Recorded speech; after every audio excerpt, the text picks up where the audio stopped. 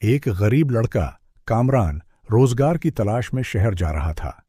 اس کی بوڑھی ماں نے جاتے وقت اسے ایک پرانی سی چپل دی اور نرم لہجے میں کہا، بیٹا، یہ چپل میرے دل کا ٹکڑا ہے، اگر کبھی وقت برا لگے تو اسے دیکھ لینا، میری دعائیں ہمیشہ تمہارے ساتھ ہوں گی۔ کامران نے وہ چپل اپنے بیگ میں رکھی اور امیدوں کے سہارے شہر کی طرف نکل پڑا۔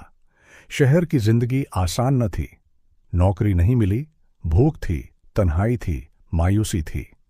ایک دن جب بھوک سے نڈھال ہوا تو اس نے بیگ سے وہ چپل نکالی، پھٹی پرانی چپل، مگر اس میں ایک ماں کی محبت، خلوص اور دعاؤں کی طاقت چھپی ہوئی تھی۔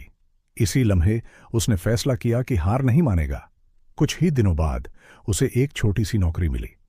پھر وقت بدلا، قسمت بدلی، اور وہی لڑکا چند سال بعد کامیاب بزنس مین بن گیا۔